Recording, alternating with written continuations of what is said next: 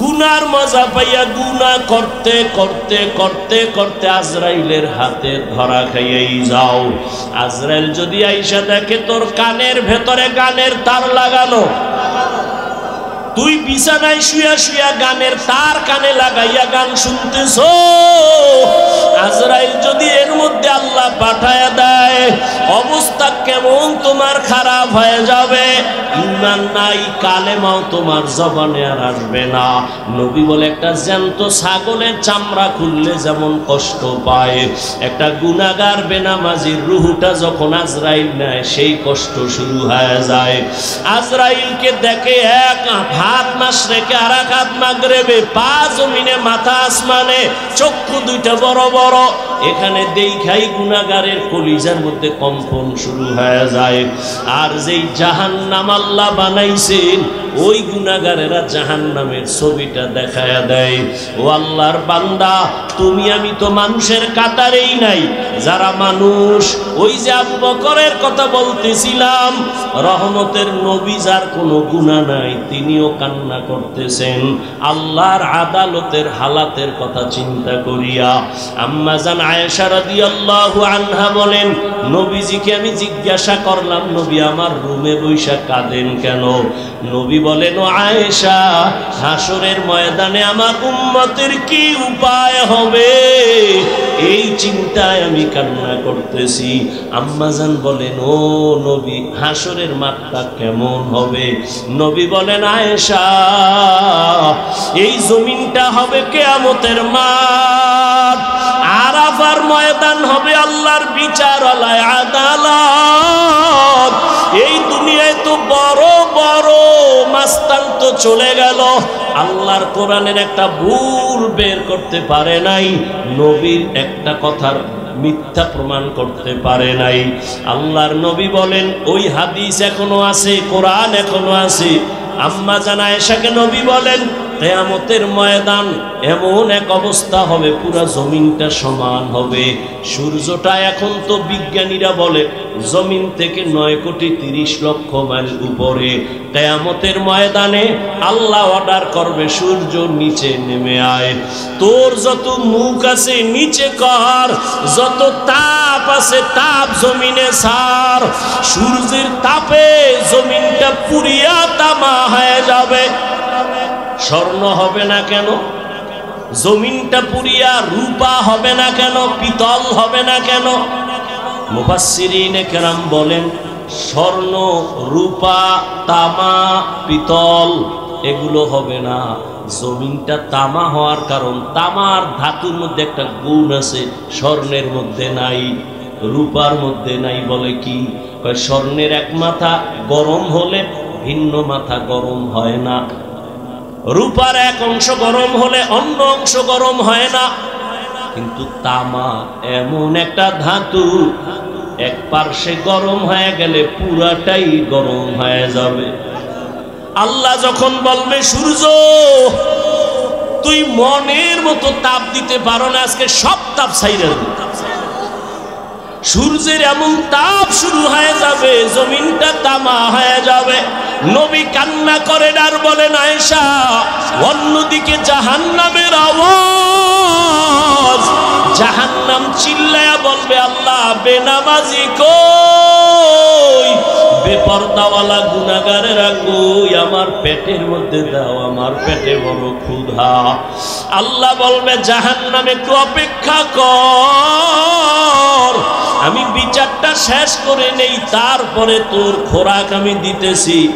নবী বলেন, জাহান্নাম থামে না, তখন আল্লাহ অর্ডার দিবেন, এই ফেরেশতারা জাহান্নামের গলার মধ্যে 70,000 শিকল লাগাইয়া বাঁধো, এক একটা শিকলের গোড়ায় 70,000 ফেরেশতা ধর, ওইরা ভালো কইরা পেছন দিকে টাইনা রাখ, ও যেন আমার আদালতের দিকে আসতে না পারে।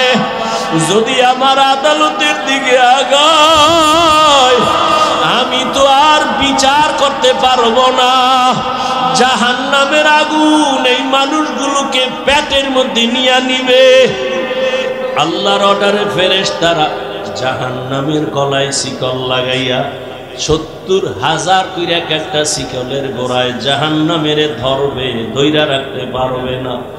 এত চিল্লানি দিয়া বলবে, আল্লাহ বেনামাজি গুনাহগার আমার খোরাকগুলো দাও ক্ষুধা।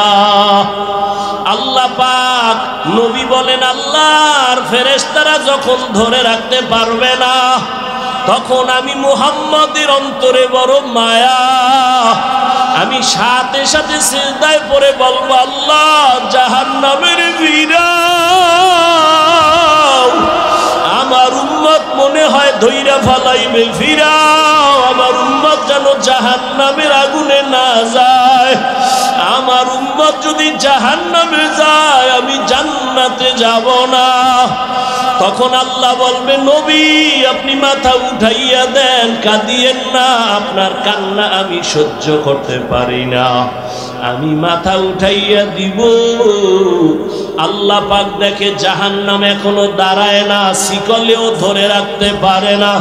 তখন আল্লাহ আমার সান্ত্বনার জন্য একটু কুদরতি হাতের পানি ফেরেশতারে দিয়া বলবে, জাহান্নামের গায়ে ছিটায়া দাও।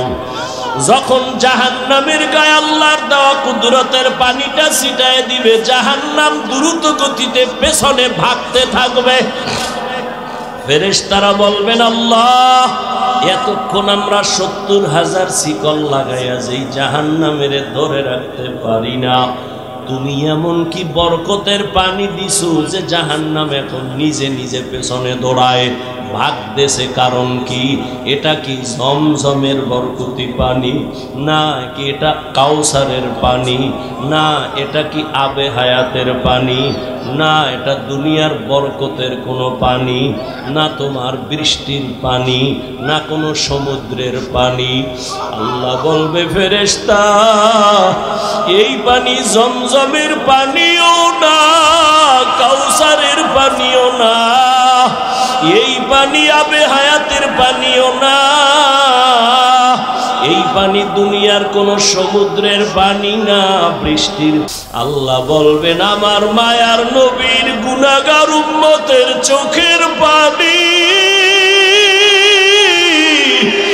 দুনিয়াতে আমার মায়ার নবীর উম্মতের গুনার কথা স্মরণ করে কাঁদত।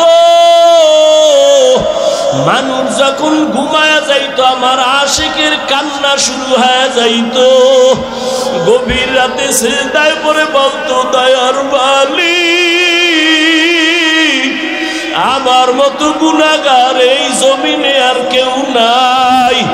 গুনার কারণে আমার হাত না পাক, আমার চোখ না পাক, আমার জিহ্বা না পাক, আমার অন্তর না পাক। আয় আল্লাহ, তোমার দেওয়া সূর্যের আলো, পানি, বাতাস সব নেয়ামত খাইয়া তোমার নাফরমানি করেছি। আজ আমি গুনার কারণে মনে হয় আমার জাহান্নাম ছাড়া উপায় নাই। আমার গুনার খবর আমার মাও জানে না, বাবাও জানে না, ভাই বোন স্ত্রী পরিবারের কেউ জানে না। আমার গুনার খবর আমার মা বাবায় যদি জানতো, লাথি মেরে ঘর থেকে বের করে দিত। আমার গুনার খবর যদি আমার স্ত্রী জানতো, আমাকে স্বামী বইলা গ্রহণ করত না। আমার গুনার খবর যদি আমার সন্তান জানতো, কোনদিন আমাকে বাবা বলতো না। ও দয়ার মালিক যে তুমি কত দয়ার মালিক, তুমি আমার সব গুনার খবর জানো। ও আল্লাহ, এ যুবকের আমার মাওলারে ডাক দে, দুই ফোঁটা চোখের পানি ছাড়, আর গুনার কত স্মরণ করে ক্ষমা চাও। আর আল্লাহরে বলো, আমার মাওলা যে কেমন দয়ার মাওলা। ওরে দরওয়াজা জানালা বন্ধ করে মোবাইলের দ্বারা যে গুনাহ করেছো, ওই দরওয়াজা জানালার ভেতরের গুনার খবর মাও জানে না, বাবাও জানে না। ওরে আমার মাওলারে ফাঁকি দিতে পারো নাই রে বাবা। আরে তোমার গুনার খবর যদি মা জানতো, ঘর থেকে বের করে দিত। কিন্তু আমার মাওলা যে কেমন দয়ার মালিক, গুনাহ করছি দেখছে, এরপরও ঘরের থেকে বের করে দেয় নাই, সম্মানের চেয়ার থেকে ফালাইয়া দেয় নাই। ও আল্লাহর বান্দারা, আজকে বাড়ি পাইছো, গাড়ি পাইছো, সন্তান, বিবি, পরিবার, ক্ষমতা সবই পাইলা, কিন্তু আজকে যেইগুলি পাইয়া পাগল, চিন্তা করে দেখছো এগুলি কিছুই তোমার আমার আপন না। ওরে আজরাইল আইসা যখন রুহু দইরা টান মারবে, ওরে তোমার আপন মা বাবা তোমারে ফেলে দিবে, আর ঘরে ঢুকাইবে না, সাদা কাপড়ের প্যাকেট বানাইয়া কবরের দেশে পাঠাইয়া দিবে। এতদিন যে মা বাবার জন্য এত পাগল হইলাম, কেউ আমার সাথে যাবে না। আমি আস্তে আস্তে দেখি আমার বন্ধু নাই, আমার পাশের লোকগুলো সব আলাদা হয়ে গেল। এক পর্যায়ে আবার সাদা কাপড়ে পেঁচাইয়া আমারে পাঁচ বাগানে নিয়ে রওয়ানা। ওই কবরে অন্ধকার ঘর, বাতি নাই, কোনো সাথী নাই। ওই কবরে পাড়াইয়া পাড়াইয়া মাটি দিয়া সবাই চলে গেল, আমি এখন একা। আমার ডানে মাটি, বামে মাটি, সামনে পিছনে উপরে নিচে মাটি। কই আবার বাড়ি, কই আবার গাড়ি, কই আবার সন্তান, কই আবার মা বাবা, কই আবার ক্ষমতার চেয়ার, কই আবার সম্মান। এখন এই অন্ধকার কবরে দুইজন ফেরেশতা চলে আসবে প্রশ্ন করার জন্য। রবের পরিচয় দাও, ধর্মের পরিচয় দাও, রহমতের নবীর পরিচয় দাও। আমি যদি মাওলারে না চিনিয়া কবরের বিছানায় যাই, ওরে গুনাহগার বেনামাজি তখন বলবে হা হা লা আদরি, হা হা লা আদরি, হা হা লা আদরি। আফসোস, আমি কিছুই জানি না, কিছুই জানি না, কিছুই জানি না। আমার রবকে আমি চিনি না, আমার ধর্ম কি জানি না, মুহাম্মদ নবীকে আমি চিনি না। নবী বলেন সাথে সাথে আমার মাওলা রাগান্বিত কুদরতি আওয়াজ দিবেন। আল্লাহ বলবেন ফেরেশতা, এর সাথে আর ভালো ব্যবহার করার কোনো সুযোগ নাই। এই বান্দারে আমি দুনিয়াতে কত আদর করছি, আমি আল্লাহ কত নিয়ামত খাওয়াইলাম। আমার দেওয়া জমিনের ফসল খাইলো, গাছের ফল খাইলো, নদীর মাছ খাইলো, একবারও শুকর আদায় করে নাই, বরং আমার নাফরমানি করেছে। আলেম ওলামারা বুঝাইলো, বুঝে নাই, বিরোধিতা করেছে। এখন আর সুযোগ দেওয়া হবে না, এর জাহান্নামের শিকল লাগাও, কবরের ভেতরে জাহান্নামের বিছানা দাও। আল্লাহ রাগান্বিত হয়ে বলবে নাফরমানের ধর, কবরের ভেতরে জাহান্নামের আগুন লাগায় দাও। আল্লাহ রাগান্বিত হয়ে বলবে ও কবরের মাটি, এই গুনাহগারের দুই পার্শ্ব থেকে জোরে জোরে চাপ দাও। এমন জোরে দুই পার্শ্বের মাটি চাপ দিবে, সহ্য করতে পারবি রে যুবক। একটা মশার কামড় সইতে পারো না, বেতের বাড়ি সইতে পারো না, সূর্যের গরম সহ্য করতে পারো না। গুনাহ নিয়ে কবরে গেলে কেমনে মাটির চাপ সহ্য করবা? ওরে আল্লাহরে এখনো বন্ধু বানাও, আল্লাহর খাঁটি ওলি আল্লাহ যারা উলামায়ে কেরামদের বন্ধু বানাও। এখনো সময় আছে, তওবা করো আর আল্লাহকে বলো মাওলা গুনাহ আর করব না, নামাজ ছাড়বো না, বেপরদায় চলবো না, দাড়ি কাটবো না। আমার মাওলার আযাব বড় কঠিন। আল্লাহ এজন্য বলেছেন মুসলমান না হইয়া মরণ বরণ করিও না। এখনো সময় আছে, তওবা করে নাও। স্কুলে পড়ো, কলেজে পড়ো, চাকরি করো, ব্যবসা করো, তওবা করো আর নামাজ ছাড়বা না, দাড়ি কাটবা না, বেপরদায় চলবা না। মা বাবার দোয়া নিয়া, উলামায়ে কেরামের দোয়া নিয়া, শিক্ষক মুরব্বীদের দোয়া নিয়া নবীর তরিকায় চলবা। আল্লাহর কাছে দুই ফোঁটা চোখের পানি ছেড়ে দাও। যদি কান্না না আসে, মনে করিও গুনার কারণে দিলটা পাথর হয়ে গেছে, আল্লাহ বেজার হয়ে গেছে। এখনো সময় আছে, আল্লাহকে বলো আল্লাহ দিলটা নরম বানায়া দাও। ওরে ডানে বামে দেখো তোমার মতো কত গোলামের চোখে পানি, তোমার আমার চোখে কেন পানি নাই? গুনার কারণে আল্লাহ বেজার। ওরে কান্নাওয়ালার কাছে হাতটা বাড়াইয়া দোয়া চাও আর বলো, ও কান্নাওয়ালা ভাই আমার জন্য একটু দোয়া করেন, আমার গুনার কারণে আমার কলবটা পাথরের মতো শক্ত, আমার চোখে পানি আসে না। দোয়া কান্নাওয়ালার দোয়া ফেরত যাবে না। আল্লাহর কাছে তওবা করো, মরিয়াও গেলে আর নামাজ ছাড়বা না, গুনাহ নিয়ে কবরে যাইবা না।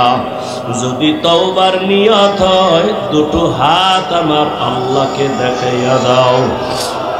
আয় আল্লাহ হাতগুলো কবুল করে নেন, তওবা কবুল করে নেন। আয় আল্লাহ তওবার উপরে মজবুত হইয়া চলার তৌফিক দান করেন, আমিন।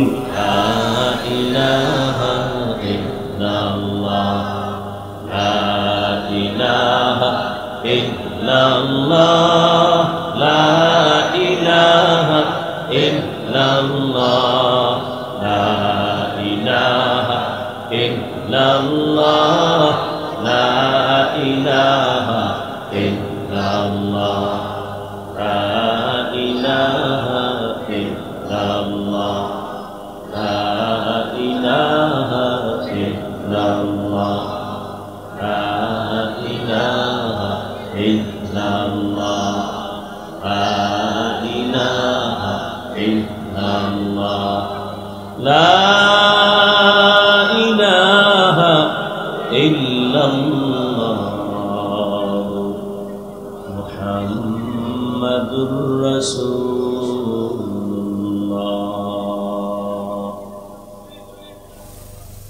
যারা হাঁটা চলা অবস্থায় সব সময় গবেষণা করে আমাকে কে বানাইলেন, আমাকে কে দাঁড় করাইলেন, যিনি শক্তি দিয়েছেন দাঁড়ানোর, ওই আল্লাহ যদি বসার শক্তি না দেয় বসতে পারবো না, বসার পরে যদি দাঁড়ানোর শক্তি না দেয় আমার আর দাঁড়ানো যাবে না। কদম একটা দিয়া সামনে কদম যদি দিতে না দেয় আমার আর কদম দেওয়া চলবে না। জ্ঞানী যারা এরা ভাববে আসমান কে বানাইলেন, একটা খুঁটি নাই, সামান্য একটা 3 খাটালের হ্যান্ডেল দুনিয়ার বাঁশগুলো দিয়ে খাড়া করছে। আর আল্লাহর এত বিশাল বড় আসমান, এখান থেকে 500 বছরের দূরত্ব প্রথম আসমান। এইভাবে একটা না 7টা আসমান আল্লাহ টানাইছে। উপর দিয়ে কোনো রশিও নাই, নিচের থেকে কোনো খুঁটিও নাই, কোনোদিন নাড়াচাড়া করে না। এইভাবে বিনা খুঁটিতে এত সুন্দর নীল আকাশ কে টানায় রাখছেন? যারা জ্ঞানী তারা ভাবে এর পেছনে একজন মিস্ত্রি আছে, মালিক আছে। এই মালিকের এত চিনলাম না। বলখের বাদশাহ ইব্রাহিম ইবনে আদহাম মখমলের চাদরে আরামে ঘুমায়, হঠাৎ খবর শুনতেছে কে যেন ঠক ঠক করে আওয়াজ দেয় তার ঘুমের ছাদের উপরে, ঘুমের বিছানার উপরে। প্রহরীরে ডাক দিয়া বলে, কে আওয়াজ দিল? কয় দেখি না তো কেউ রে। কয় আমি তো শুনলাম হাটে, কোনো আওয়াজ নাই। কে এমন সুন্দর আওয়াজ দিয়ে আবার চলে গেল? একজনে গাইবি আওয়াজ দিয়ে কইতেছে, আমি আমার হারানো একটা ঘোড়া তালাশ করতে আইছি তোমার ছাদে। হারানো ঘোড়া কি ছাদে পাওয়া যায়? আল্লাহওয়ালাদের একটা কথার মধ্যে অনেক কিছু ঢুকানো। আল্লাহ হেদায়েতের দরজা খুলতেছেন তো একটা বাহানা, একটা কৌশল অবলম্বন করছে।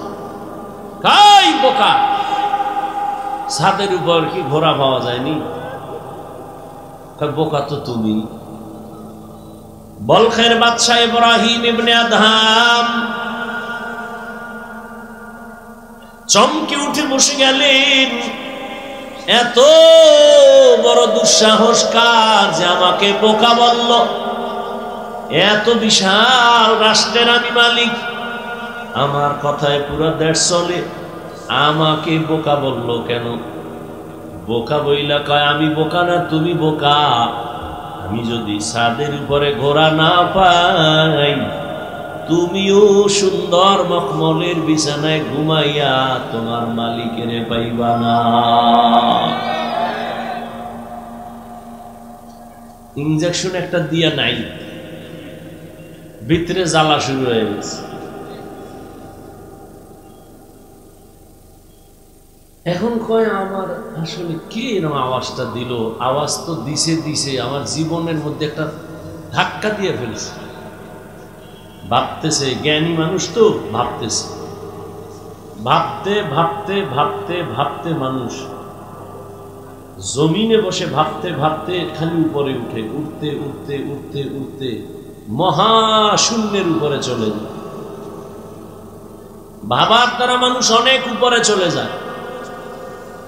এই ভাবাটারে তরিকাতের লাইনে বলে মুরাকাবা, মুজাহাদা, মুশাহাদা। বেদাতিরা এটারে বলে সাধনা। সাধনা কর। 40 বছর পর্যন্ত প্রায় রসুল সাধনা করেছেন বাইতুল্লাহ থেকে দূরে গিয়া হেরা পাহাড়ের গুহায় সাধনা করেছেন। এখন আপনার কাছে প্রশ্ন আমার, বাইতুল্লাহর দাম বেশি না হেরা পাহাড়ের দাম বেশি? বুঝেন না, বুঝলে জবাব দিবেন না, চুপ থাকবেন। উল্টা পাল্টা বললে ইমানের ঘাটতি হবে। বাইতুল্লাহর দাম বেশি না হেরা পাহাড়ের দাম বেশি? বাইতুল্লাহ। কোরআনের আয়াত দিয়া তো বাইতুল্লাহর দাম আল্লাহ বলেছেন, ইন্না আউওয়ালা বাইতিন উযিআ লিন-নাসি লাল্লাযী বিবাক্কাতা মুবারাকান ওয়া হুদা মুবারাকান ওয়া হুদাল লিল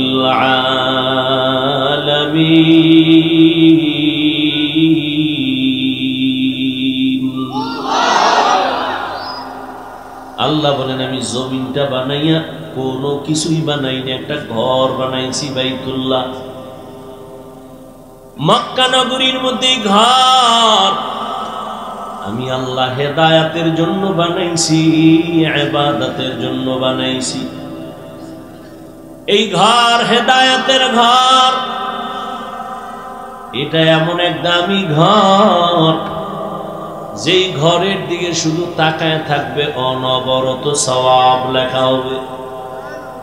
এটা এমন একটা ঘর, আপনাদের ফতুল্লাহ এলাকায় মসজিদ গুলো কার ঘর? জমিনের সব মসজিদ গুলো আমার আল্লাহর ঘর, তবে বাইতুল্লাহর মতো একটার মর্যাদা নাই। বলে কেমন মর্যাদা? বলে বাইতুল্লাহর এরিয়ার মধ্যে কোনো আশিক যদি একবার বলে লাব্বাইক, 1,00,000 বার লাব্বাইক বলার সওয়াব আল্লাহ দান করবে। বাইতুল্লাহর এরিয়ার মধ্যে বসে যদি একবার বলে আল্লাহ, 1,00,000 বার আল্লাহ বলার সওয়াব বান্দা পেয়ে যাবে। বাইতুল্লাহর এরিয়ার মধ্যে যদি একটা সিজদা করে আশিক, একটা সিজদার বরকতে 1,00,000 সিজদার সওয়াব পেয়ে যাবে। এরকম সওয়াব আর কোন মসজিদে আছে? এই পরিমাণ নাই। মদিনার মসজিদে আছে, নববী, মসজিদে নববী। বাইতুল মাকদিসের মধ্যেও বড় সওয়াব, কিন্তু বাইতুল্লাহর সমান না। সবই তো আল্লাহর ঘর, কিন্তু বাইতুল্লাহর সমান ঘর তো সব ঘর না। ফতুল্লাহর এই মাঠে সবাই তো মানুষ, কিন্তু সবাই আল্লাহর আদালতে জ্ঞানী মানুষ না। আল্লাহর আদালতে জ্ঞানী হওয়ার জন্য মেট্রিক IABA পাস করা লাগে না, মাওলানা মুফতি হওয়া লাগে না, পীর হওয়া লাগে না। আমার মাওলার আদালতে জ্ঞানী হওয়ার জন্য আমার মাওলারে চিনা লাগে, আমার মাওলার সাথে গভীর সম্পর্ক করা লাগবে। এরে যুবক, বয়ান তো তুমিও কম জানো না। নামাজ পড়া ফরজ, পর্দা করা ফরজ, মা বাবার খেদমত করা ফরজ, সবই তো জানো, করো না কেন? মিথ্যা বলা হারাম, গালি দেওয়া হারাম, গীবত করা হারাম, নামাজ ছাড়া হারাম, বেপরদায় চলা হারাম, নাচ দেখা হারাম, গান শোনাও হারাম, কাউকে হত্যা করা হারাম, চুরি করা হারাম, দুর্নীতি করা হারাম, জুলুম করা হারাম। সব এখানে এমন একটা মানুষ নেই যে জানে না। এরপরেও কেন করো না? তুমিও মুসলমান, আমিও মুসলমান। তোমার আল্লাহ আমার আল্লাহ এক, তোমার নবী আমার নবী এক, তোমার কাবা আমার কাবা এক, তোমার আমার কোরআন এক, তোমার আমার কালেমা এক, ধর্ম এক। অথচ তোমারে পাও ধইরা ধইরা আল্লাহর বান্দা উলামায়ে কেরামরা বুঝাইতেছেন। তাবলীগ ওয়ালাদের মেহনত, পীর সাহেবদের মেহনত, উলামায়ে কেরাম খতিব সাহেবদের মেহনত, পাও ধরে ধরে তোমারে বুঝায়। এরপরও কেন বান্দা তুমি নামাজ পড়ো না? কেন তুমি পর্দা করো না? হালাল ভাবে চলো না? এর একটাই মাত্র কারণ, তুমি কারে সেজদা দিবা তার প্রতি তোমার মায়া এখনো হয় নাই। আর মায়া না হওয়ার কারণ, তাকে এখনো তুমি চিনো না। আমি টুপি খুলতে চাই না, লজ্জা। আর তুমি কেমন মুসলমান যে টুপি মাথায় দিতে চাও না, লজ্জা। আমি দাড়ি কাটতে চাই না, লজ্জা। তুমি কেমন মুসলমান দাড়ি রাখতে চাও না, লজ্জা। আমি মসজিদে না ঢুকলে লজ্জা পাই, তুমি মসজিদে ঢুকতে গেলে লজ্জা পাও। আমি পর্দা না করলে লজ্জা পাই, তুমি পর্দা করতে গেলে লজ্জা পাও। ওরে আমিও তো তোমার মতো একটা মানুষ, আমি তো তোমার মতো রাত কাটাই, দিন কাটাই, 3 বেলা খাই। ও আল্লাহর বান্দারা, এই জমিনের হাওয়া বাতাস সূর্যের আলোতে তুমিও বড় হয়েছো, আমিও হয়েছি। ও আল্লাহর বান্দা বলো, আল্লাহ আকল দিছে, একটু আগেও বলছি কুকুর শুয়ারের দেয় না, মানুষের দিছে, একটু বলো তোমরা নবীর তরিকা আল্লাহরে বাদ দিয়া বলো কত উপরে উঠছো। আর আমরা যারা নবীর মহব্বতে আল্লাহ পাওয়ার জন্য দাড়ি রাখলাম, টুপি পরলাম, নামাজ পড়ি, পর্দা করি, হালাল খাই, বুঝাবার জন্য বলি, অহংকারী করি না রে বাবা। বলো আমরা কত নিচে নামছি। তুমি বলতে পারবা না, সেই শক্তি তোমার জবানে নাই, অন্তরে নাই। আমি বলি শুনো, কেউ কাঁদতেছে পাইয়াও সব হারাইছি, আর একদল কাঁদতে পাইয়াও পাই না। চেয়ারম্যানের চেয়ারের মেয়াদ শেষ। আর যারা নবীর আদর্শ নিয়ে আসিলাম, আগে যেমন আছি এখনো আছি, সামনে এমনই থাকবে, কোনো চিন্তাই নাই। চেয়ারম্যানের চেয়ারের মেয়াদ শেষ, আর নবীর আদর্শওয়ালা টুপিওয়ালা ওলামায়ে কেরামের কোনো মেয়াদি নাই, শেষ হবে আবার কি? এই সম্মানকে দিছেন টাকা দিয়া। সম্মান কিনলে ফুলের মালার পরে আবার জুতার মালা। আর আমার মাওলায় যারে সম্মান দেয়, ওই বান্দার সম্মানে দুনিয়াতেও বাদশাহ, পরকালেও বাদশাহ। হে খোদা দয়াময় রব্বুল আলামিন,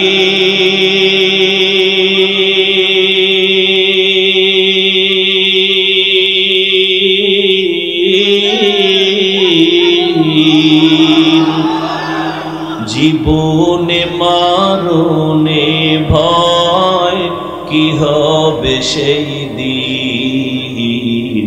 হে খোদা ধরাতে আসিয়া আজি বড়ই অসহায়,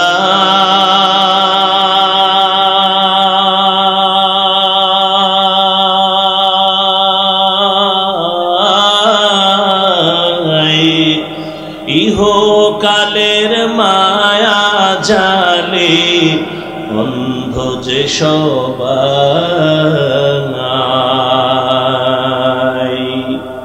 দাও হেদায়াত মুক্তি দাতা গফুরুর রহিম,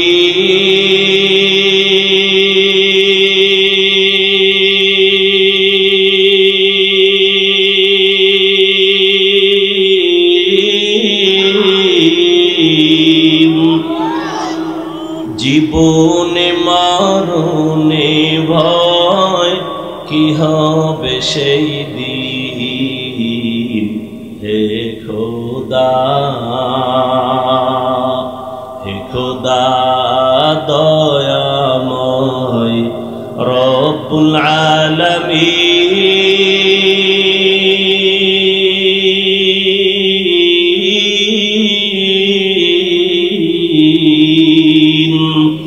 জীবনে মরণে ভয় কি হবে সেই দিন হে খোদা।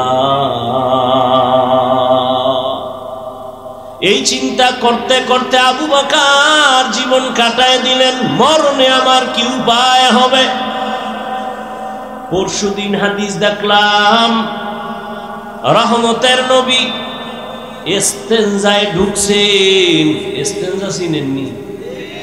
এও তো অনেকে চিনি, বাংলায় খাওয়া লাগবো না। রহমতের নবী হাজত ছাড়তে ঢুকলেন, বাথরুমে গেলেন। নবী বাথরুম থেকে বের হইয়া দ্রুত তায়াম্মুম করতেছেন মাটি দিয়া। কি করেন? তায়াম্মুম করতেছেন রহমতের নবী। সাহাবী ডাক দিয়া বলেন, ইয়া রাসূলুল্লাহ, ওই যে পানি দেখা যায়, পানি দেখলে তো তায়াম্মুমের আর দরকার কি? ওখানে যাইয়া ওযু করে নিবেন। রহমতের নবী বলে, রে সাহাবী, আমি যে বাথরুম থেকে বের হইছি ওই পানি পর্যন্ত যাওয়ার আমার কোনো গ্যারান্টি নাই। আমি এই জন্য তাড়াতাড়ি ওযু বানাবো, পানি পাবো, তারপরে ওযু বানাবো। ওই পর্যন্ত পৌঁছতে পারবো কিনা গ্যারান্টি নাই। এর মধ্যে না জানি আবার আজরাইল এসে হাজির হয়ে যায়। আজরাইল যদি আইসা হাজির হয়, আমার তো আর পানি পর্যন্ত যাওয়ার সুযোগ হবে না। চোখের সামনে দেখো লাশ আর লাশ। জানাজা পড়লি, লাশ কবরে দাফন করলি, আর পর নিজের লাশের চিন্তা করলি না। কত মা সন্তান হারায় কাঁদে, আমারে কে আম্মু বলে আর ডাক দিবে? মা সন্তান হারায় কাঁদে, আমি কাকে আম্মু বলে ডাক দিব? এরে আল্লাহর বান্দা, ভাই ভাই হারায় কান্না করতেছে, স্ত্রী স্বামী হারায় কাঁদে, স্বামী স্ত্রী হারায় কাঁদে। ও আল্লাহর বান্দা, এই কান্না তো তুমি কাঁদো না, তবে লেখা রাখো তোমার ঘরেও কিন্তু কান্না আসতেছে। এমন কান্না শুরু হবে আর কান্না শেষ হবে না। ও আল্লাহর বান্দারা, এত বয়ান জানো, শুনো, এরপরও কেন মানো না রে বাবা? এর একমাত্র কারণ, আমার মালিকের দরবারে যে যাওয়া লাগবে, দাঁড়ানো লাগবে, হিসাব দেওয়া লাগবে, সে চিন্তাই নাই। এই চিন্তায় যারে ধইরা ফালাইছি, ওই বান্দার দিকে তাকাইলি দেখবা চোখের কোঠায় পানি। কিও ভাই, তোমার চোখে পানি কেন? বলে, আমি মালিকের আদালতে কেমনে দাঁড়াইয়া জবাব দিব? রহমতের নবী আম্মা জান আয়েশার হুজরায় ঘুমায়। হঠাৎ নবী বলেন, আমি যদি ঘুমাই, আমার চোখ বন্ধ থাকলে আমার অন্তর ঘুমায় না। হঠাৎ আমি কানের মধ্যে শুনি, কে যেন আমার মাথার পার্শ্বে মসজিদে নববীতে কান্না করে রাতের গভীর। আমি উঠলাম, উঠা আমি বের হইয়া তাকায় দেখি রাতের গভীরে নামাজে দাঁড়ায়া কে কান্না করে? দুনিয়ার কোন সাধারণ কেউ না, আমার কলিজার সাহাবী, জান্নাতের 1 নাম্বার সার্টিফিকেটধারী সাহাবী আবু বকর নামাজে দাঁড়ায়া দাঁড়ায়া কান্না করতেছি। আমি নবী পেছনে অপেক্ষা করতেছিলাম। নামাজে জিজ্ঞাসা করলাম, ও আবু বকর, আপনি নামাজে দাঁড়ায় কান্না করেন কেন? আবু বকর বলেন, ইয়া রাসূলুল্লাহ, আমি আল্লাহর আদালতে কেমনে দাঁড়াবো সেই ভয়। हर के दारद खौफ हक दर दिल मदगम जन्नतुल मअवा देहत राम काम जुज़बा हक ची जे मखाज इंसुजा फजले उआ मस्ते दर जुमला जहां এই আল্লাহর ভয় আল্লাহর আদালতে দাঁড়ায় হিসাব দেওয়ার ভয়টা অন্তরে ঢুকানোর জন্য লাগবে একজন আল্লাহওয়ালার নেক নজর। এজন্য আল্লাহ বলেন ইয়া আইয়ুহাল্লাযীনা আমানুত্তাকুল্লাহা হাক্কা তুকাতি, ও মুমিনেরা আল্লাহকে ভয় করো হক আদায় করে। ওয়ালা তামুতুন্না ইল্লা ওয়া আনতুম মুসলিমুন,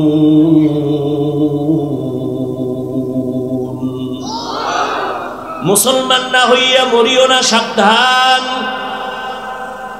নবী বলেন আলা কুল্লুকুম রাইন ওয়া কুল্লুকুম মাসউলুন আন রাইয়াতিহি। এই উঠেকা মোনাজাত দিয়ে দিমু, মাওলায় যদি বাড়ি না নেয় কেমনে আগে বাড়ি যাবা?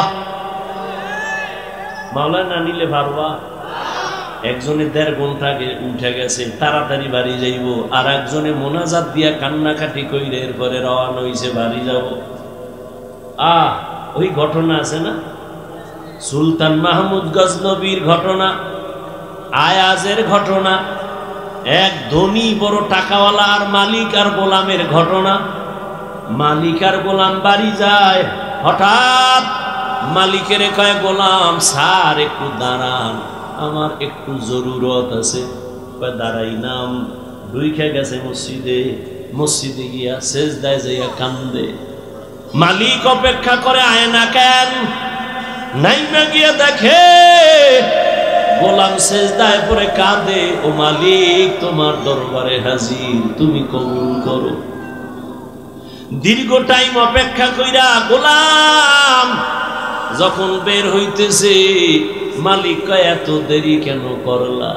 কয় যেই মালিক তোমারে মসজিদে ঢুকায় না, ওই মালিক আমারে যেন কেমন বের হইতে দেয় না।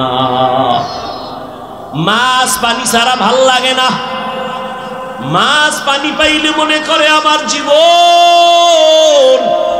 আরে আমার মাওলা পাকের যারা আশিক, আল্লাহর মহব্বতের যারা গোলাম, ওরা দুনিয়ার রং তামাশায় কইরে গেলে ভাল লাগে না। কখন জিকিরের ময়দানে ঢুকবে, কখন একটু আলেমের কাছে যাবে, কখন একটু কোরআনের তেলাওয়াতের আওয়াজ অন্তরে নিবে, কখন একটু জায়নামাজে দাঁড়াবে, কখন আমার মাওলাকে একটু মায়া কইরা ডাকবে ও আল্লাহ। আরে আমার মাওলারে ডাকলেই তো বান্দা এত খুশি, আল্লাহর মোহাব্বত অন্তরে জমা হয়ে যায়। হানজালা নবীর সাহাবী, ঘটনা আপনারা নাম শুনছেন। হানজালা রহমতের নবীর বড় আশিক। একদিন রাস্তায় হাঁটে আর ঘুরে আর কয় না ফাকা হানজালা, না ফাকা হানজালা, আমি হানজালা মুনাফিক হয়ে গেছি, মুনাফিক। ঘুরতে ঘুরতে দেখা ওমরের সাথে। এই হানজালা কি চিল্লাও কেন? আমি মুনাফিক হয়ে গেছি। কয় কেন? কয় আমি নবীর কাছে যখন থাকি তখন আমার অন্তর এমন যে আমি আর কোন দুনিয়ায় নাই, এখন আমি আমার মালিকের নজরে বসে আছি, দরবারের রিসালাতের সামনে আছি। এখন আমার ছেলের চিন্তা নাই, মেয়ের চিন্তা নাই, বাড়ির চিন্তা নাই, গাড়ির চিন্তা নাই, টাকার চিন্তা নাই, ক্ষমতার চিন্তা নাই। এখন আমার চিন্তা আমি একজনারে পাইছি, আমার নবী। আমি ওই নবীর হাত ধরে আমার মালিকের একটু কেমনে দেখবো, যেই নবীর চেহারা এত সুন্দর, একটা নজর নবীর চেহারা দিয়ে তাকাইলে পেটের ক্ষুধা থাকে না। মায়ার নবী এত সুন্দর, আমার মাওলায়ের এত সুন্দর কইরা বানাইছেন, ওই মালিক আমার আল্লাহ না জানি কত সুন্দর। এত সুন্দর আসমান যিনি বানাইছেন তিনি কত সুন্দর, এত সুন্দর কণ্ঠ যিনি দান করছেন তিনি না জানি কত সুন্দর, এত সুন্দর রঙের ফুল বাগান সাজাইছেন তিনি কত সুন্দর। ওরে যারা মাওলার আশিক ওরা ভাবে আর খুঁজে আমার মালিক, আমার আল্লাহরে আমি তো এখনো পাইলাম না। ফুলের ঘেরান পাইলাম, কে বানাইলেন তারে তো পাইলাম না। ওরে আল্লাহর মোহাব্বত যার অন্তরে জমা হয়ে গেছে সে একবার আমার মাওলারে দেখার জন্য পাগল। হানজালা বলে আমি নবীর দরবারে থাকলে আমার অন্তর থাকে একরকম, আমি নবীর দরবারের বাইরে গেলে তখন আবার অন্তর দুনিয়ামুখী হয়ে যায়। আমার ছেলে, আমার বাড়ি, আমার গাড়ি, আমার টাকা, আমার পয়সা, আমার ক্ষমতা, আমার চেয়ার, এই সব আমার অন্তরাইসা জমা হয়, আমি মুনাফিক হয়ে গেছি। ওমর কয় তো এই অবস্থা তো আমারও হয়। নবীর দরবারে থাকলে দুনিয়ার কোনো চিন্তা নাই, আবার যখন নবীর দরবার থেকে বাইর হইয়া যায় তখন আবার দুনিয়া আমারে পেয়ে ফেলে, দুনিয়া দুনিয়া আমাকে গ্রাস করে ফেলে, দুনিয়ার চিন্তা, ছেলের চিন্তা, মেয়ের চিন্তা আমাকে গ্রাস করে ফেলে। এবার কথা চলো নবীর দরবারে চলো, সমাধান নেই। দোনোজনে যায় মুনাফিক হয়ে গেছে। ওমরও কয় আমি মুনাফিক হয়ে গেছি, হানজালাও কয় আমি মুনাফিক হয়ে গেছি। হঠাৎ আবু বকর সিদ্দিক রাদিয়াল্লাহু তাআলা আনহুর সামনে দাঁড়ানো। এই ওমর তুমি চিল্লাও কেন? কয় মুনাফিক হয়ে গেছি। হানজালাও কয় মুনাফিক হয়ে গেছি। কারণটা কি? বলে এই কারণ, নবীজির দরবারে যখন থাকি মনে হয় যেন দুনিয়াতে আমার আর কিছু নেই, নবী আমার কলিজা, আমি নবীর হাত লাগাই আমার মালিক আল্লাহর সঙ্গে মোলাকাত করব। কিন্তু নবীর দরওয়াজা থেকে বের হইলে তখন আবার ঢুইকা যায় ছেলে, মেয়ে, স্ত্রী, পরিবার, দুনিয়ার চিন্তা। আবু বকর কয় অবস্থা তো আমারও, মনে হয় আমিও মুনাফিক হয়ে গেছি, আমার মাওলার ভয়। আর তুমি নামাজে দাঁড়াইয়াও দোকান নিয়ে ভাবো, নামাজে দাঁড়াইয়াও ছেলের চিন্তা, মেয়ের চিন্তা, ঘরের চিন্তা, ক্ষমতার চিন্তা। ওরে আবু বকর, নবীর দরবার থেকে বের হইলে দুনিয়া, নবীর দরবারে থাকলে দুনিয়ার চিন্তা নাই, এরপরও ভয়, কান্নার আওয়াজ। আর তোমার আমার তো নামাজের মধ্যেও দুনিয়া ঢুকানো, জিকিরের মধ্যেও দুনিয়া ঢুকানো, তোমার আমার চোখে পানিও নাই, কোনো আফসোস নাই রে বাবা। নবীর দরবারে গেলেন, রহমতের নবী বলেন এমন যদি তোমাদের হয় আর ভয় লাগে, এটাই তোমাদের ঈমান যে শুদ্ধ পরিপক্ক, এটাই তার প্রমাণ, তোমাদের ঈমানে কোনো ভেজাল নাই। এরে নবীরা আশেক ইব্রাহিম ইবনে আদহাম পাগলের মতো হয়ে গেল, কে আমাকে বোকা বলল?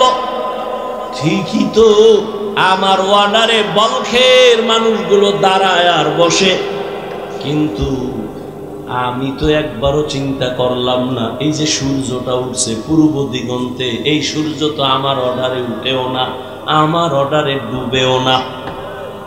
রাতের বেলা আকাশে চাঁদের আলো, আমার অর্ডারে চাঁদ উঠেও না, ডুবেও না। তাহলে এর পেছনে তো একজন মালিক আছে, নাই? ওই মালিকের তালাশ করছনি? এরে আল্লাহর বান্দা, তোমারে কেউ হাদিয়া পাঠাইছে, কে পাঠাইছে তার পরিচয় নাও, মোলাকাতের জন্য পাগল, দেখা করলে মনে হয় আরো হাদিয়া দিবে।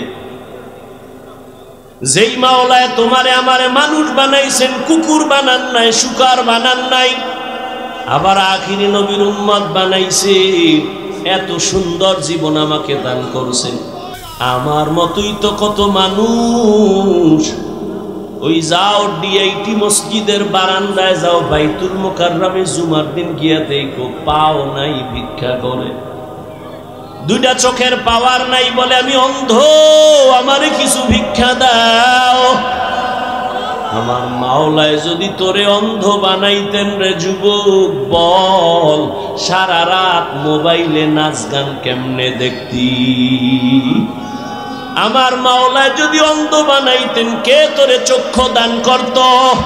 আমার মাওলা যদি তোরে বধির বানাইতেন কে তোরে আর সুস্থ করত? কত মানুষ সুস্থ ছিল, হঠাৎ কইরা জ্বর আসছে, বিছানায় পড়ে একটা সাইড নষ্ট হয়ে গেছে, বিছানার থেকে এখন আর উঠতে পারে না, কণ্ঠ শেষ, জীবনটাই অর্ধেক হয়ে গেছে।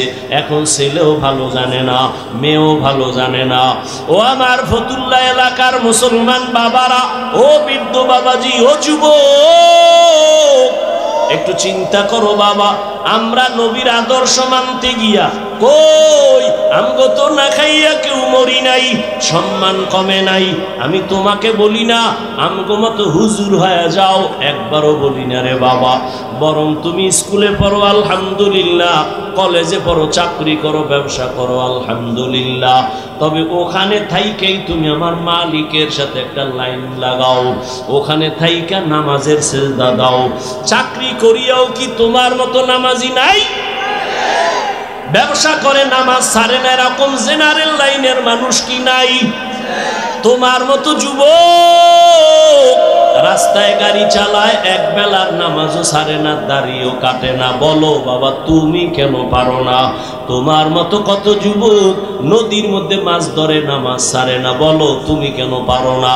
তোমার মতো যুবক স্কুল কলেজে পড়িয়াও নামাজ ছাড়ে না, বলো তুমি কেন পারো না?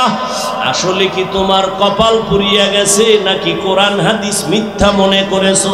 যদি বলো হ্যাঁ, তো একটা ভুল কোরআন থেকে বের করে দাও, আমিও দাড়িটা কেটে ফেলি, নামাজ বন্ধ করে দেই।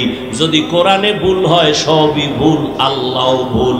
আর যদি বলো না আল্লাহর কোরআন সত্য, তো আল্লাহ আছেন সত্য, গুনাহ নিয়ে কবরে গেলে আযাব হবে তাও সত্য, নেক আমল নিয়ে যদি যাও জান্নাত পাইবা তাও সত্য।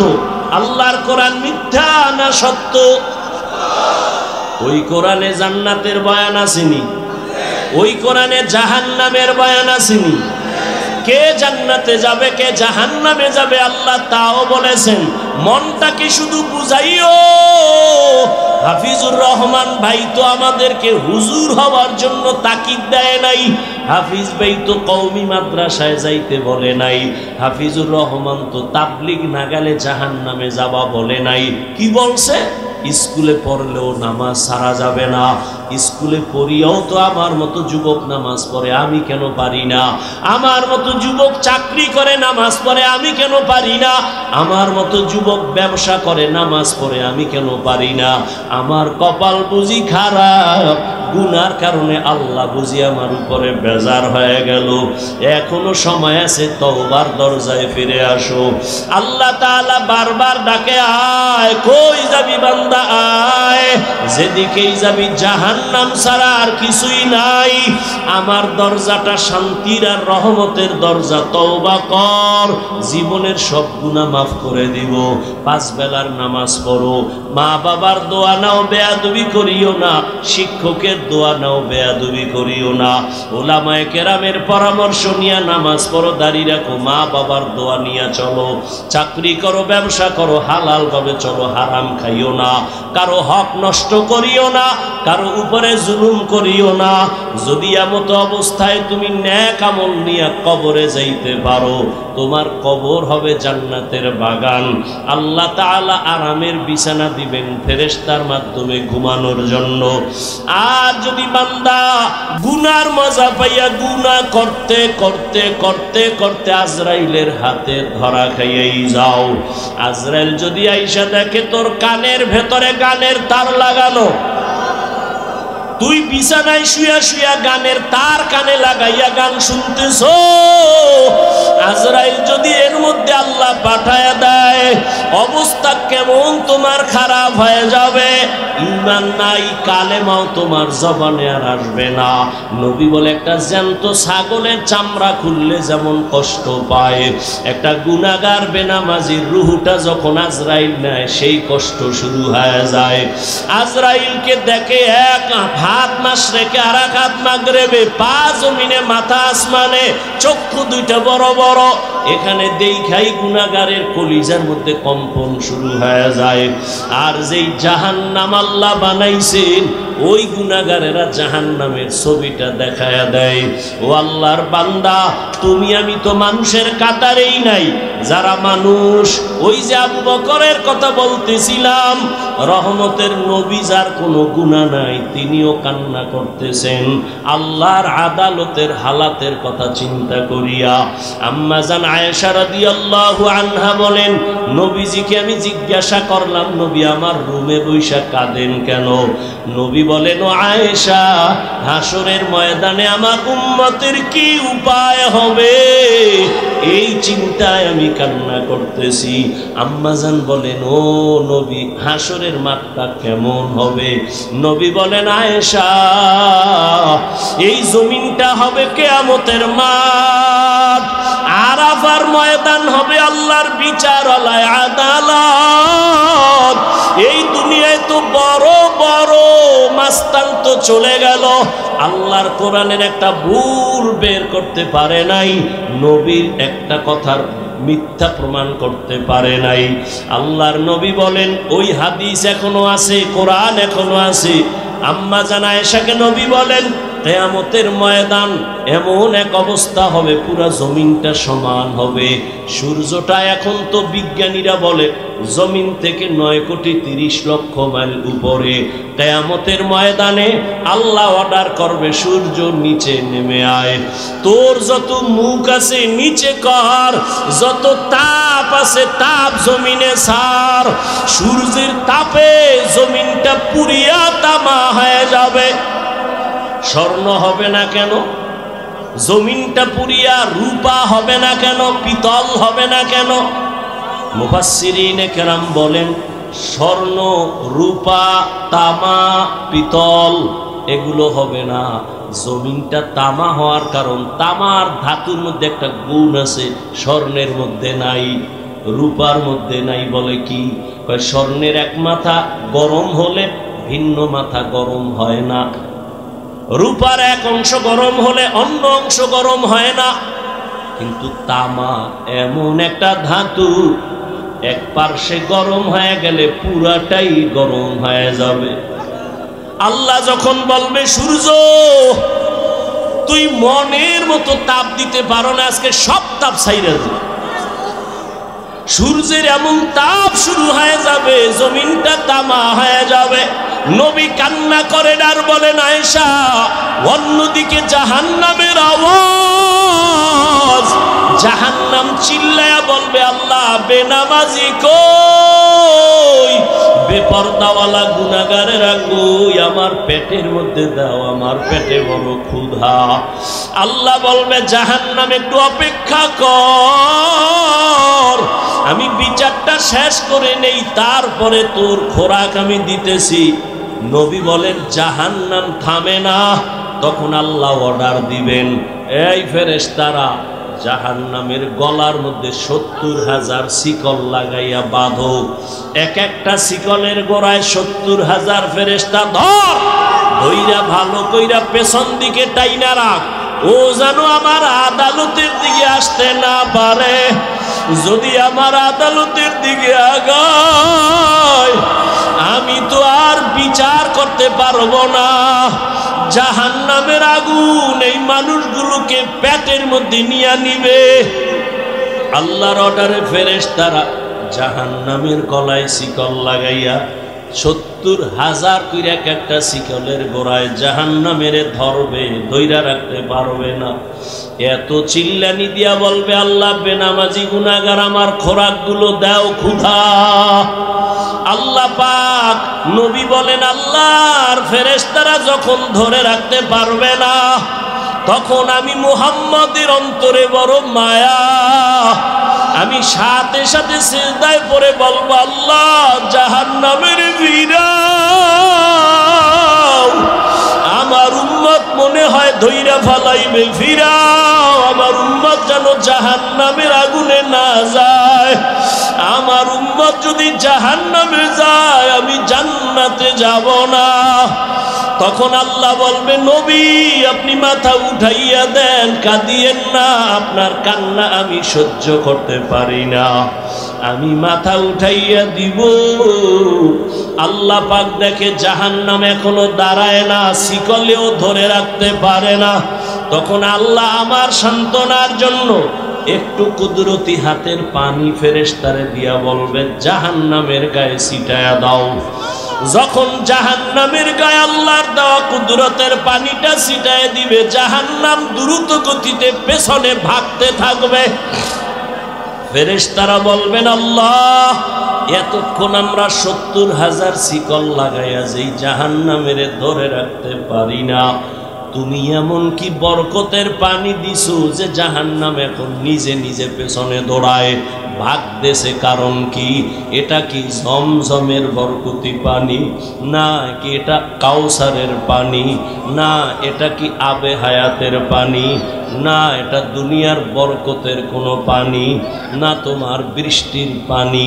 না কোনো সমুদ্রের পানি?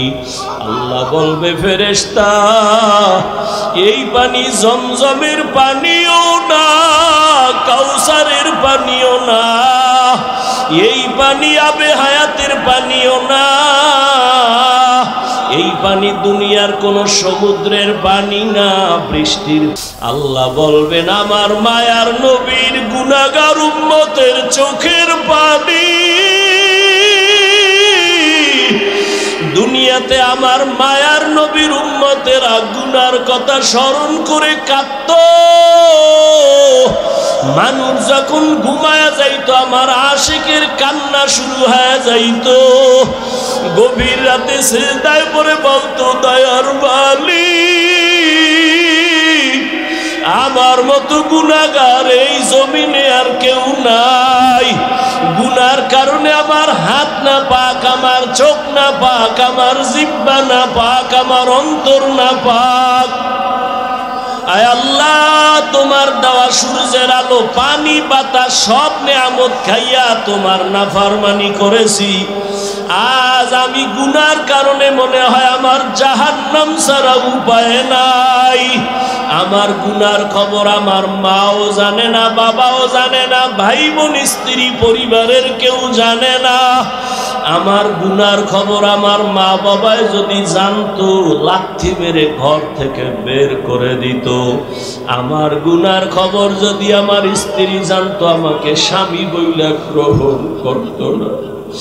আমার গুনার খবর যদি আমার সন্তান জানতো, কোনদিন আমাকে বাবা বলতো না। ও দয়ার মালিক যে তুমি কত দয়ার মালিক, তুমি আমার সব গুনার খবর জানো। ও আল্লাহ, এ যুবকের আমার মাওলারে ডাক দে, দুই ফোঁটা চোখের পানি ছাড়, আর গুনার কত স্মরণ করে ক্ষমা চাও। আর আল্লাহরে বলো, আমার মাওলা যে কেমন দয়ার মাওলা। ওরে দরওয়াজা জানালা বন্ধ করে মোবাইলে তারা যে গুনাহ করেছো, ওই দরওয়াজা জানালার ভেতরের গুনার খবর মাও জানে না, বাবাও জানে না। ওরে আমার মাওলারে ফাঁকি দিতে পারো নাই রে বাবা। আরে তোমার গুনার খবর যদি মা জানতো, ঘর থেকে বের করে দিত। কিন্তু আমার মাওলা যে কেমন দয়ার মালিক, গুনাহ করছি দেখছেন, এরপরও ঘরের থেকে বের করে দেয় নাই, সম্মানের চেয়ার থেকে ফালাইয়া দেয় নাই। ও আল্লাহর বান্দারা, আজকে বাড়ি পাইছো, গাড়ি পাইছো, সন্তান, বিবি, পরিবার, ক্ষমতা সবই পাইলা, কিন্তু আজকে যেইগুলি পাইয়া পাগল, চিন্তা করে দেখছো এগুলি কিছুই তোমার আমার আপন না।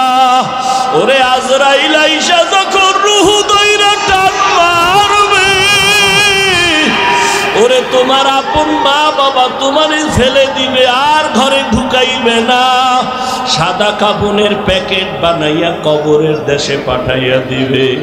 এতদিন যে মা বাবার জন্য এত পাগল হইলাম, কেউ আমার সাথে যাবে না। আমি আস্তে আস্তে দেখি আমার বন্ধু নাই, আমার পাশের লোকগুলো সব আলাদা হয়ে গেল। এক পর্যায়ে আবার সাদা কাপড়ে পেঁচাইয়া আমারে বাঁশ বাগানে নিয়ে রওয়ানা। ওই কবরে অন্ধকার ঘর, বাতি নাই, কোনো সাথী নাই। ওই কবরে পাড়াইয়া পাড়াইয়া মাটি দিয়া সবাই চলে গেল, আমি এখন একা। আমার ডানে মাটি, বামে মাটি, সামনে পেছনে উপরে নিচে মাটি। কই আবার বাড়ি, কই আবার গাড়ি, কই আবার সন্তান, কই আবার মা বাবা, কই আবার ক্ষমতার চেয়ার, কই আবার সম্মান। এখন এই অন্ধকার কবরে দুইজন ফেরেশতা চলে আসবে প্রশ্ন করার জন্য। রবের পরিচয় দাও, ধর্মের পরিচয় দাও, রহমতের নবীর পরিচয় দাও। আমি যদি মাওলারে না চিনিয়া কবরের বিছানায় যাই, ওরে গুনাহগার বেনামাজি তখন বলবে হা হা লা আদরি, হা হা লা আদরি, হা হা লা আদরি। আফসোস, আমি কিছুই জানি না, কিছুই জানি না, কিছুই জানি না। আমার রবকে আমি চিনি না, আমার ধর্ম কি জানি না, মুহাম্মদ নবীকে আমি চিনি না। নবী বলেন সাথে সাথে আমার মাওলা রাগান্বিত কুদরতি আওয়াজ দিবেন। আল্লাহ বলবেন ফেরেশতা, এর সাথে আর ভালো ব্যবহার করার কোনো সুযোগ নাই। এই বান্দারে আমি দুনিয়াতে কত আদর করছি, আমি আল্লাহ কত নিয়ামত খাওয়াইলাম। আমার দেওয়া জমিনের ফসল খাইলো, গাছের ফল খাইলো, নদীর মাছ খাইলো, একবারও শুকর আদায় করে নাই, বরং আমার নাফরমানি করেছে। আলেম ওলামারা বুঝাইলো, বুঝে নাই, বিরোধিতা করেছে। এখন আর সুযোগ দেওয়া হবে না, এর জাহান্নামের শিকল লাগাও, কবরের ভেতরে জাহান্নামের বিছানা দাও। আল্লাহ রাগান্বিত হয়ে বলবে নাফরমানের ধর, কবরের ভেতরে জাহান্নামের আগুন লাগায় দাও। আল্লাহ রাগান্বিত হয়ে বলবে ও কবরের মাটি, এই গুনাহগারের দুই পার্শ্ব থেকে জোরে জোরে চাপ দাও। এমন জোরে দুই পার্শ্বের মাটি চাপ দিবে, সহ্য করতে পারবি রে যুবক। একটা মশার কামড় সইতে পারো না, বেতের বাড়ি সইতে পারো না, সূর্যের গরম সহ্য করতে পারো না। গুনাহ নিয়ে কবরে গেলে কেমনে মাটির চাপ সহ্য করবা? ওরে আল্লাহরে এখনো বন্ধু বানাও। আল্লাহর খাঁটি ওলি আল্লাহ যারা, উলামায়ে কেরামদের বন্ধু বানাও। এখনো সময় আছে, তওবা করো আর আল্লাহকে বলো মাওলা গুনাহ আর করব না, নামাজ ছাড়বো না, বেপরদায় চলবো না, দাড়ি কাটবো না। আমার মাওলার আযাব বড় কঠিন। আল্লাহ এজন্য বলেছেন মুসলমান না হইয়া মরণ বরণ করিও না। এখনো সময় আছে, তওবা করে নাও। স্কুলে পড়ো, কলেজে পড়ো, চাকরি করো, ব্যবসা করো, তওবা করো আর নামাজ ছাড়বা না, দাড়ি কাটবা না, বেপরদায় চলবা না। মা বাবার দোয়া নিয়া, উলামায়ে কেরামের দোয়া নিয়া, শিক্ষক মুরব্বীদের দোয়া নিয়া নবীর তরিকায় চলবা। আল্লাহর কাছে দুই ফোঁটা চোখের পানি ছেড়ে দাও। যদি কান্না না আসে, মনে করিও গুনার কারণে দিলটা পাথর হয়ে গেছে, আল্লাহ বেজার হয়ে গেছে। এখনো সময় আছে, আল্লাহকে বলো আল্লাহ দিলটা নরম বানায় দাও। ওরে ডানে বামে দেখো, তোমার মতো কত গোলামের চোখে পানি, তোমার আমার চোখে কেন পানি নাই? গুনার কারণে আল্লাহ বেজার। ওরে কান্নাওয়ালার কাছে হাতটা বাড়াইয়া দোয়া চাও আর বলো ও কান্নাওয়ালা ভাই, আমার জন্য একটু দোয়া করেন। আমার গুনার কারণে আমার কলবটা পাথরের মতো শক্ত, আমার চোখে পানি আসে না। দোয়া কান্নাওয়ালার দোয়া ফেরত যাবে না।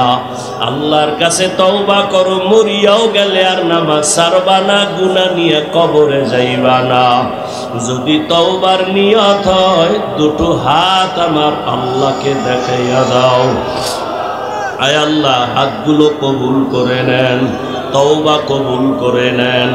আয় আল্লাহ, তওবার উপরে মজবুত হইয়া চলার তৌফিক দান করেন, আমিন।